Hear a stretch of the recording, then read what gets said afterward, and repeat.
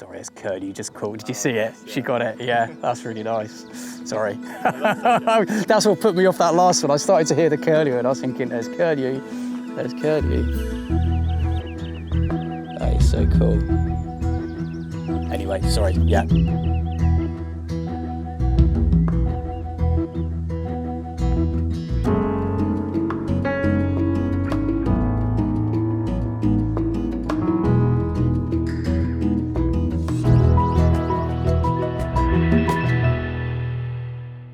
So I guess the main part of the job is to create a flood bund. So at the moment, our field that we call Ashgrave has got a flood bund. Unfortunately, it's quite dated now, so it's getting a wee bit leaky. It's letting the water out. So creating this new bund is going to allow us to retain water longer into the year and make it suitable for the breeding waders that use the site to nest. So things like Lapwing, Redshank, Snipe, and Curlew all will hopefully nest out on the site.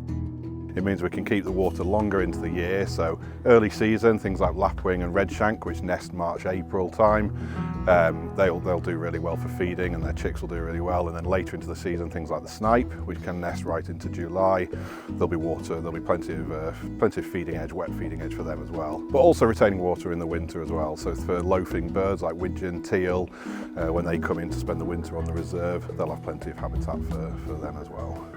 Unfortunately, yeah, with climate change, you don't know how much rain you're going to get into the winter. So we're sort of every year is different. So some years it can be really wet, it can be really high flooding levels. Other years it can be really dry right through to November, December, January, and we're sort of scratching around trying to work out where we're going to get that water from.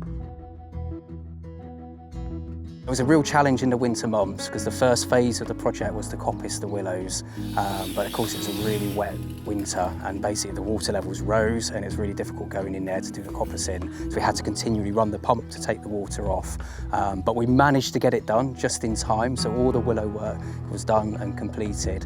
In order to create the bund, which will hold the water back, we're going to create more wet features out here and creating a fantastic kind of wetland mosaic. So the material will be dug from here, the clay, we'll transport it with dumpers over there and we'll create the bund, and then as it starts to wet up in the winter, the water will rise and it will kind of get a better level out there and we'll be able to retain it better.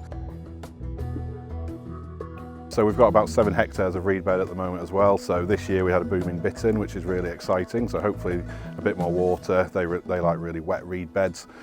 So hopefully in the future they'll be nesting out there as well. Marsh harriers as well. We've got a couple in our reed bed currently, and they should hopefully spill out and with better habitat that we can retain, and they'll be safe from predators as well in the predator fence. So hopefully in the future they'll colonise that area. And the area is an area where we've had common cranes nesting successfully as well, which was the first time for a long time, so really exciting stuff.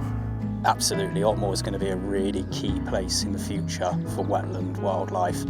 What we've created here already is amazing, and with this continued kind of programme of works out here, it's going to get even better. And I'm really confident that Otmoor is going to be the place in the future for kind of wetland birds, certainly in Oxfordshire and in central England.